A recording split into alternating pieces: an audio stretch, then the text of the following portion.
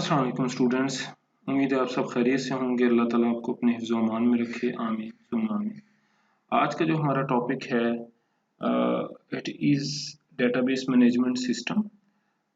Last lecture में हमने file processing system पर बात की थी और उससे पिछले या उससे साबिका लेक्चर में हमने इंट्रोडक्शन टू डेटाबेसेस के ऊपर बात की थी। तो जिन व्यूअर्स ने साबका लेक्चर्स को नहीं देखा तो उनके लिंक इस वीडियो के डिस्क्रिप्शन में मौजूद हैं। उनसे गुजारिश है कि वो साबका लेक्चर्स को पहले देख लें ताकि उनको आज का टॉपिक अच्छी तरह समझ आ जाए, क्योंकि ये सारे के सारे टॉपिक्स एक दूसरे के साथ रिलेटेड होते हैं।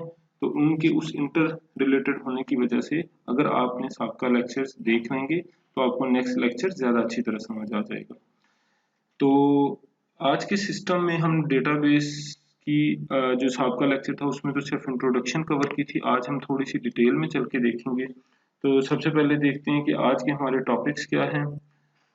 तो आज के टॉपिक्स हैं, थोड़ा सा डेटाबेस की डेफिनेशन को एक दफ़ा फिर से रिवाइज कर लेंगे आज के टॉपिक के कॉन्टेक्स्ट में। इसके बाद फिर हम देखेंगे डेटाबेस मैनेजमेंट सिस्टम क्या होता है, और फिर उसके बाद लास्ट में हम देखेंगे कि डेटाबेस इन्वायरमेंट, ये जो पूरा डेटाबेस और डेटाबेस मैनेजमेंट सिस्टम और ये सारी चीजें मिलकर ये जो पूरा डेटाबेस इन्वायरमेंट बनता है, इसके मेन कंपोनेंट्स कौन कौन से होती हैं, कौन कौन सी चीजें होती हैं जिनकी कनेक्टिविटी होती है इस पूरे के पूरे इन्वायरमेंट में। तो चलते हैं डेटाबेस की तरफ। अच्छा, इस तरह है कि अगर आज के दौर में ये कहा जाए कि डेटा इज द करेंसी, तो ये गलत ना होगा, क्योंकि किसी भी इदारे के लिए डेटा की इम्पोर्टेंस बहुत ज़्यादा है। आज के दौर में आप किसी भी सॉफ्टवेयर को देख लें, फॉर एग्जांपल अगर हम फेसबुक ही की मिसाल लें, तो फेसबुक के ऊपर आपका क्लिक से लेके आपकी क्लिक, आपकी लाइक, आपका कमेंट, आपकी शेयर, एवरीथिंग इज डेटा। इसी तरह YouTube, जहाँ पे अभी आप ये लेक्चर देख रहे हैं, YouTube के ऊपर भी देखें, आप जिस तरह के लेक्चर्स देखते हैं, अगर आप कंप्यूटर के लेक्चर्स शौक से देखते हैं, तो YouTube का बेसिकली इतना इंटेलिजेंट सिस्टम है कि नेक्स्ट टाइम जब आप YouTube के ऊपर जाते हैं तो उसको ये पता होता है कि ये वाला यूजर इस तरह का डेटा को सर्च करता है, तो वो आपके डेटा के पैटर्न्स की बेस पे आपको ज्यादातर कंप्यूटर ही की वीडियोस दिखाएगा। तो यानी वो आपकी लाइक्स को, आपकी सर्चेस को भी रिकॉर्ड करता है। तो ये सारा कुछ किस वजह से मुमकिन है? या आपके उसी डेटा की वजह से मुमकिन है जिस तरह का डेटा आप इन सॉफ्टवेयर के ऊपर देख रहे होते हैं या यूज कर रहे होते हैं। तो चलिए आज के अपने टॉपिक की तरफ चलते हैं। डेटाबेस क्या है? डेटाबेस असल में डेटा ही की कलेक्शन होती है जिसको बेसिकली हमने अपने पास स्टोर किया होता है, लेकिन ये वो डेटा होता है जो कि एक दूसरे से रेलेवेंट होता है या रिलेटेड होता है। इसको और भी सिंप्लीफाई करें तो डेटाबेस असल में वो जगह होती है जहाँ पे हम डेटा को एक खास तरतीब के साथ स्टोर करते हैं। क्यों करते हैं? ताकि हम उसको यूज कर सकें और मैनिपुलेट कर सकें, एक्सेस कर सकें। सो what is database? Database is organized collection of related data. अब मिसाल के तौर पे अगर हमारे पास स्टूडेंट का डेटाबेस होगा तो स्टूडेंट के डेटाबेस में हम स्टूडेंट से रिलेटेड इंफॉर्मेशन ही स्टोर करेंगे। मसलन उसका नेम है, उसकी डेट ऑफ बर्थ है, उसका रोल नंबर है, उसका एड्रेस है, उसका ग्रेड है। ऐसा नहीं होगा कि हम स्टूडेंट के डेटाबेस में एरोप्लेन्स का या एयरलाइन का डेटा सेव करना शुरू कर दें। ऑल्दो एयरलाइन का डेटा भी इंपॉर्टेंट है, लेकिन वो एयरलाइन सिस्टम के लिए इंपॉर्टेंट है, स्टूडेंट डेटाबेस के लिए वो इंपॉर्टेंट नहीं है। तो इसीलिए जो हमने रिलेटेड डेटा की बात की थी, रिलेटेड डेटा का मतलब है कि एक जो हमारे पास जिस तरह की डेटाबेस है उसी से रिलेटेड डेटा बेसिकली हमारे लिए इंपॉर्टेंट होता है। सो नेक्स्ट इज डेटाबेस किन दो चीजों पे मुश्तमिल होता है? एक तो जो यूजर का डेटा होता है plus metadata. What is metadata? हमने लास्ट लेक्चर में भी कवर किया था कि data about data is known as metadata. इसको भी आगे चल के भी फिर से डिस्कस करते हैं। अच्छा, डेटाबेस की तो हमें समझ आ गई। Next is database management system. What is database management system? देखिए, डेटाबेस मैनेजमेंट सिस्टम जिस तरह नाम से जाहिर है, डेटाबेस मैनेजमेंट सिस्टम ये दो चीजों से मिलकर बनता है। डेटाबेस मैनेजमेंट सिस्टम के दो पार्ट्स होते हैं, एक तो डेटाबेस जहां पे डेटा मौजूद होता है और दूसरा मैनेजमेंट सिस्टम, एक ऐसा सिस्टम जो कि उस डेटाबेस को मैनेज करता है। तो डेटाबेस मैनेजमेंट सिस्टम क्या बन गया कि it is a collection of related data जिसको हम डेटाबेस कहते हैं, plus a set of application programs that are used to manipulate the data. एक डेटा प्लस एक प्रोग्राम, उसके साथ साथ एक सेट ऑफ प्रोग्राम्स जो कि उस डाटा के ऊपर ऑपरेशंस परफॉर्म करते हैं, is known as database management system. अच्छा, या इसको और भी सिंपलीफाई करें तो हमें तो पता है कि डेटाबेस ही वो जगह होती है जहाँ पे सारे का सारा रिलेटेड डेटा मौजूद होता है। तो डीबीएमएस असल में एक ऐसा सॉफ्टवेयर होता है जो कि डेटाबेस को मैनेज करता है। इसको यूं भी कह सकते हैं कि एक कंप्यूटराइज्ड रिकॉर्ड कीपिंग सिस्टम है, क्योंकि डेटाबेस के अंदर हमारे हर तरह के रिकॉर्ड्स पड़े होते हैं और उनके ऊपर जो ऑपरेशंस होते हैं वो डीबीएमएस के जरिए हो रहे होते हैं। तो it is a computerised record keeping system.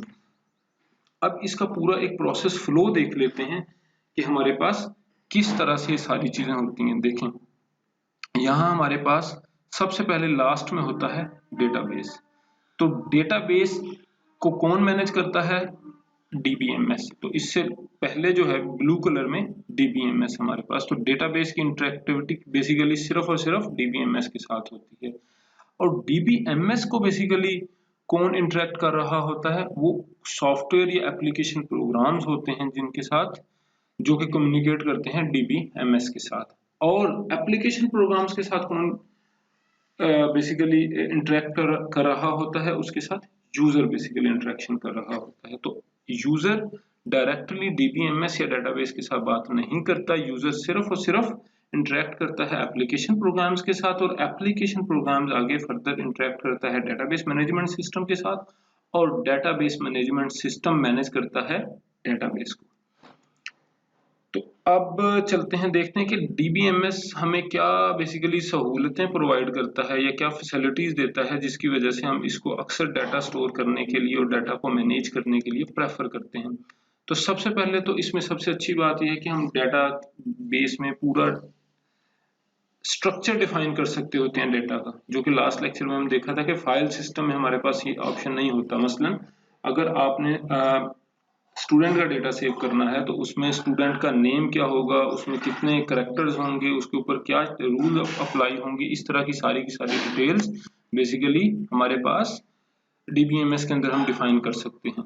अच्छा, फिर ये जिस मीडियम पे डेटा स्टोर करता है, चाहे वो हार्ड डिस्क हो या कोई और मीडियम हो, तो उसको बेसिकली डीबीएमएस डायरेक्टली कंट्रोल करता है।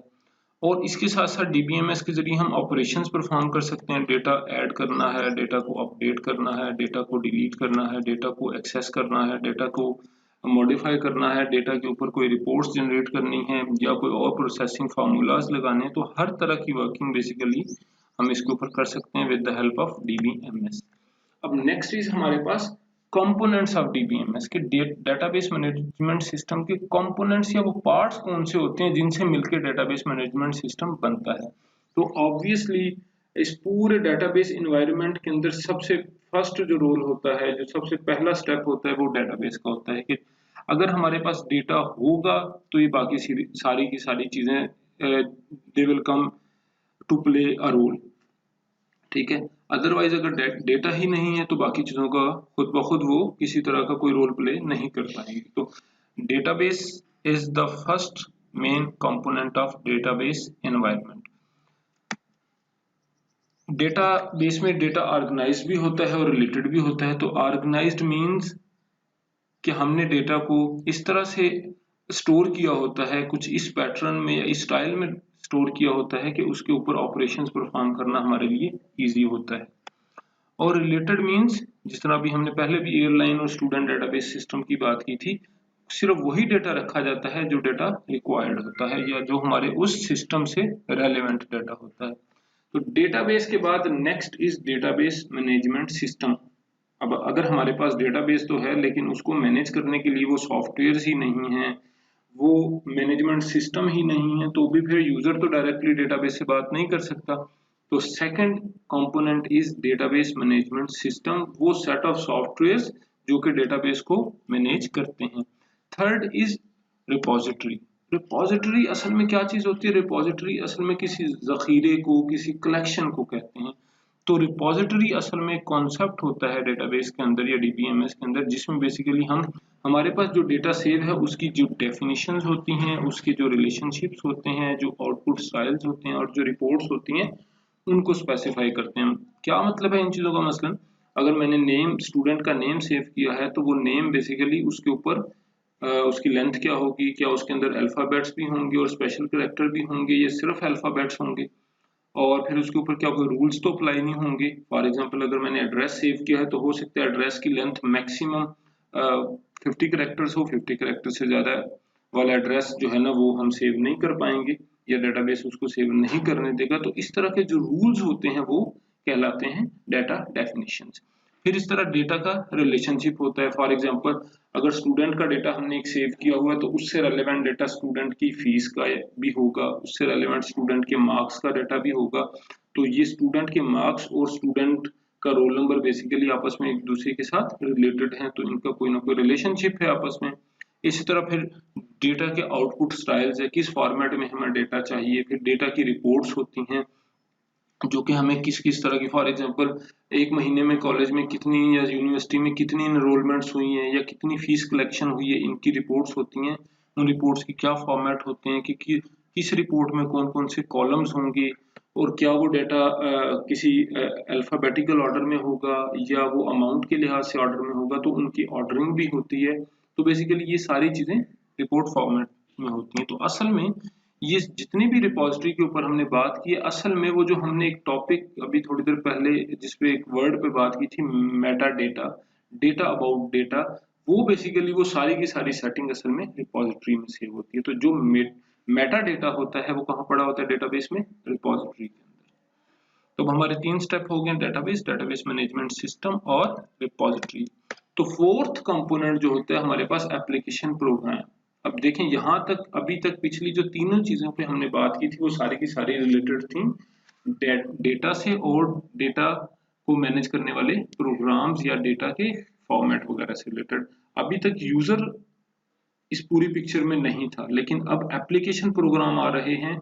तो अब यहाँ पे बेसिकली पार्ट आता है उन सॉफ्टवेयर का जो सॉफ्टवेयर असल में डेटाबेस के साथ बात करते हैं। तो एप्लीकेशन प्रोग्राम एक ऐसा सॉफ्टवेयर होता है जो कि डेटाबेस मैनेजमेंट सिस्टम के साथ कम्युनिकेशन करता है। तो असल में यूजर जो होता है वो किसके साथ कम्युनिकेट करता है? यूजर इंटरेक्ट करता है एप्लीकेशन प्रोग्राम के साथ और एप्लीकेशन प्रोग्राम आगे फर्दर इंटरेक्ट करता है डेटाबेस मैनेजमेंट सिस्टम के साथ। तो मसलन अगर आप अभी YouTube के ऊपर वीडियो देख रहे हैं तो YouTube का सॉफ्टवेयर असल में वो एप्लीकेशन प्रोग्राम है जिसके ऊपर आप अभी किसी वीडियो को क्लिक करके प्ले करते हैं या नेक्स्ट वीडियो पे जाते हैं या किसी चैनल को बेसिकली देखते हैं। तो ये वो एप्लीकेशन प्रोग्राम है और फर्दर ये YouTube का ये एप्लीकेशन, ये वेबसाइट ही वो प्रोग्राम है जो कि पीछे YouTube के डेटाबेस मैनेजमेंट सिस्टम के साथ वो जो वीडियोस का पूरा डेटाबेस मैनेजमेंट सिस्टम है उसके साथ कम्युनिकेट कर रहा है। तो नेक्स्ट इज हमारे पास यूजर इंटरफेस। अब देखें ये बड़ा एक इम्पॉर्टेंट पॉइंट है। एप्लीकेशन प्रोग्राम जो होते हैं उनके साथ यूजर इंटरेक्ट करता है, लेकिन एप्लीकेशन प्रोग्राम्स बेसिकली जो होते हैं उनके साथ यूजर को इंटरेक्ट करने के लिए उसको कोई ना कोई ऐसी इंटरफेस चाहिए होता है जो कि उसको समझ आ सके और जिसके जरिए वो एप्लीकेशन प्रोग्राम को कमांड दे सके। मिसाल के साथ देखते हैं इसको। ये सामने पिक्चर में आपको नजर आ रहा है कि ये हमारे पास एक व्हाट्सएप जो कि हम मैसेजेस और वीडियोस के लिए जो मोबाइल के ऊपर हम एक सॉफ्टवेयर यूज करते हैं, तो व्हाट्सएप का ये बेसिकली यूजर इंटरफेस है। इसके ऊपर आप देख सकते हैं कि फर्स्ट वाले में वो यूजर्स की जो चैट लिस्ट आ रही है। नेक्स्ट में किसी चैट के ऊपर आप क्लिक करते हैं तो वो चैट की डिटेल आ रही है। फिर उससे नेक्स्ट में थर्ड वाली पिक्चर जो है हमारे पास, उसमें बेसिकली आपने कोई अटैचमेंट करनी है, तो कोई पिक्चर या कोई और चीज अटैच करके किसी यूजर को सेंड करनी है, तो वो वाला इंटरफेस आ रहा है। तो असल में यूजर इंटरफेस ही वो पार्ट होता है जो कि, या वो कंपोनेंट होता है जो जिसको यूजर ने यूज करना होता है। अब मिसाल के तौर पे व्हाट्सएप पे जो चैट वाली लिस्ट है, इसके ऊपर आप जब किसी यूजर के ऊपर क्लिक करते हैं तो असल में क्या होता है, ये कमांड होती है और फिर आपके पास ये जो सेंटर वाली स्क्रीन है, यूजर नेक्स्ट जो बेसिकली एप्लीकेशन प्रोग्राम आपको नेक्स्ट इंटरफेस दिखाता है जिसपे उसी यूजर की सारी डिटेल जो है वो जो कि ये व्हाट्सएप का सॉफ्टवेयर डेटाबेस से लेके आता है और आपको पूरी वो चैट की हिस्ट्री दिखा देता है, चैट की डिटेल उसमें दिखा देता है। ठीक है, तो इस तरह से बेसिकली यूजर इंटरफेस का बड़ा मेन रोल होता है यूजर के और एप्लीकेशन प्रोग्राम के इंटरेक्शन के अंदर। और ये यूजर इंटरफेस किस चीज पर मुश्तमिल होता है? ये basically buttons, menus, forms, list, इस तरह की ग्राफ्स, ये सारी चीजें बेसिकली यूजर इंटरफेस का पार्ट होती हैं। तो इसको सिंपल वर्ड्स में आपने ये GUI का वर्ड सुना होगा, ग्राफिकल यूजर इंटरफेस का, ये भी एक्चुअली एक यूजर इंटरफेस ही का दूसरा नाम है। अब जहां तक यूजर का रोल भी हो गया, अब नेक्स्ट हमारे पास है डेटाबेस एडमिनिस्ट्रेटर्स, यानी डेटाबेस को कौन लोग होते हैं जो कि उसको मैनेज करते हैं, जो कि उसको डिफाइन करते हैं, जो कि उसको कॉन्फ़िगर करते हैं, वो डेटाबेस एडमिनिस्ट्रेटर होते हैं। ये वो लोग होते हैं जो कि बेसिकली इस पूरे इंफॉर्मेशन सिस्टम को, जो डेटाबेस मैनेजमेंट सिस्टम है, इसको बेसिकली मॉनिटर भी कर रहे होते हैं और इसको मैनेज भी कर रहे होते हैं, और इसके ऊपर किसको एक्सेस देनी है, किसको एक्सेस नहीं देनी, कौन सा सॉफ्टवेयर है वो किस डेटाबेस को यूज कर सकता है, कौन नहीं कर सकता, और फिर इसी तरह किस किस तरह की रिपोर्ट्स उसके ऊपर कॉन्फ़िगर करनी है। ये सारी की सारी जो कॉन्फ़िगरेशन और मॉनिटरिंग होती है वो बेसिकली डेटाबेस एडमिनिस्ट्रेटर ही कंट्रोल कर रहा होता है। और लास्ट में हमारे पास एंड यूजर्स आ जाते हैं। ये वो लोग होते हैं जो कि बेसिकली डेटाबेस के साथ डायरेक्टली इंटरेक्ट करते हैं। तो असल में DBMS के अंदर जो डेटा सेव हो रहा होता है, जो उसके ऊपर बेसिकली डेटा के ऊपर ऑपरेशंस परफॉर्म हो रहे होते हैं, वो एंड यूजर्स ही कर रहे होते हैं। मिसाल के तौर पे अगर हम बात करें एयरलाइन सिस्टम की, तो जब आप ऑनलाइन बुकिंग करते हैं अपनी एयर टिकट की, तो बेसिकली आप एक एंड यूजर होते हैं, और जिस सॉफ्टवेयर को या वेबसाइट के जरिए आप बुकिंग करते हैं वो एप्लीकेशन प्रोग्राम होता है। So this is the last component of database environment। तो यहाँ पे हमारा बेसिकली कंप्लीट होता है डेटाबेस मैनेजमेंट सिस्टम की बेसिक डेफिनेशन और इसके कंपोनेंट्स वाला टॉपिक। तो उम्मीद है आपको लेक्चर समझ आया होगा। अगर फिर भी आपको कोई क्वेश्चन है तो काइंडली इस वीडियो के नीचे कमेंट करें, हम इंशाल्लाह एज सुन एज पॉसिबल आपके कमेंट का जवाब देंगे। इंशाल्लाह नेक्स्ट वीडियो में दोबारा आपके साथ राब्ता होगा।